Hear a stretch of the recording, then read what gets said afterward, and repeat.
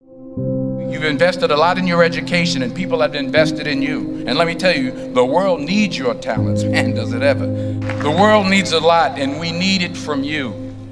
We really do. We need it from you young people. I mean, I'm not speaking for the rest of us up here, but I know I'm getting a little grayer. We need it from you, the young people, because remember this. So you got to get out there. You got to give it everything you got, whether it's your time, your talent, your prayers, or your treasures. Because remember this, you will never see a U-Haul behind a hearse. I'll say it again. You will never see a U-Haul behind a hearse. You can't take it with you. The Egyptians tried it, and all they got was robbed. So the question is, what are you going to do with what you have? I'm not talking about how much you have. Some of you are business majors, some of you are theologians, nurses, sociologists. Some of you have money, some of you have patience, some of you have kindness, some of you have love, some of you have the gift of long suffering. Whatever it is, whatever your gift is, what are you going to do with what you have? Fail big. That's right. Fail big.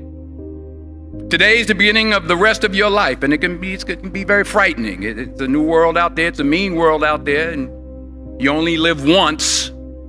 So do what you feel passionate about. Take chances professionally. Don't be afraid to fail. There's an old IQ test, was 9 dots, and you had to draw 5 lines with a pencil within these 9 dots without lifting the pencil. The only way to do it was to go outside the box. So don't be afraid to go outside the box. Don't be afraid to think outside the box. Don't be afraid to fail big, to dream big. But remember, dreams without goals are just dreams, and they ultimately fuel disappointment. So have dreams, but have goals. Life goals, yearly goals, monthly goals, daily goals. I try to give myself a goal every day. Sometimes it's just to not curse somebody out. Simple goals, but have goals. And understand that to achieve these goals, you must apply discipline and consistency. In order to achieve your goals, you must apply discipline, which you have already done, and consistency every day, not just on Tuesday and miss a few days. You have to work at it every day. You have to plan every day. You've heard the saying, we don't plan to fail, we fail to plan. Hard work works. Working really hard is what successful people do. And in this text, tweet, twerk world that you've grown up in, remember, just because you're doing a lot more doesn't mean you're getting a lot more done. Remember that. Just because you're doing a lot more doesn't mean you're getting a lot more done. Don't confuse movement with progress. My mother told me, she said, yeah, because you can run in place all the time and never get anywhere. So continue to strive, continue to have goals, continue to progress. I found that nothing in life is worthwhile unless you take risks. Nothing. Nelson Mandela said, there is no passion to be found playing small and settling for a life that's less than the one you're capable of living. Now, I'm sure in your experiences in school and applying to college and picking your major and deciding what you want to do with life, I'm sure people have told you to make sure you have something to fall back on. Make sure you got something to fall back on, honey. But I never understood that concept, having something to fall back on. If I'm going to fall, I don't want to fall back on anything except my faith. I want to fall forward. I figure at least this way I'll see what I'm going to hit. Fall forward. This is what I mean. Reggie Jackson struck out 2,600 times in his career, the most in the history of baseball. But you don't hear about the strikeouts. People remember the home runs. Fall forward. Thomas Edison conducted 1,000 failed experiments. Did you know that? I didn't know that. Because the 1,001st was the light bulb. Fall forward. Every failed experiment is one step closer to success. You've got to take risks, and I'm sure you've probably heard that before, but I want to talk to you about why that's so important. I got 3 reasons, and then you can pick up your iPhones. First, you will fail at some point in your life. Accept it. You will lose. You will embarrass yourself. You will suck at something. There's no doubt about it. And I know that's probably not a traditional message for a graduation ceremony, but hey, I'm telling you, embrace it, because it's inevitable. And I should know. In the acting business, you fail all the time. Early on in my career, I auditioned for a part in a Broadway musical. Perfect role for me, I thought, except for the fact that I can't sing. I didn't get the job. But here's the thing.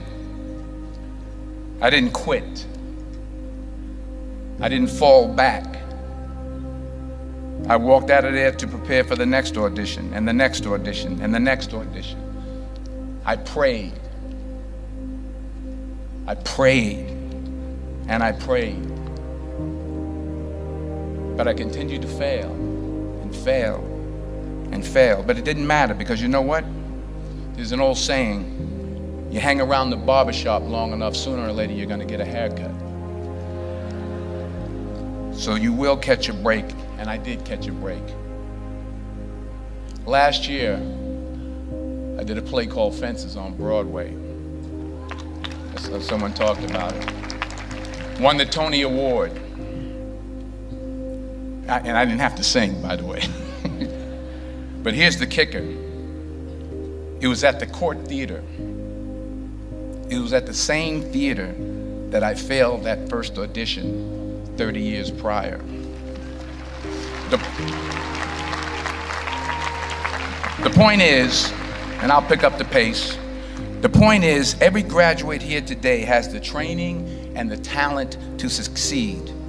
But do you have the guts to fail? Here's my second point about failure.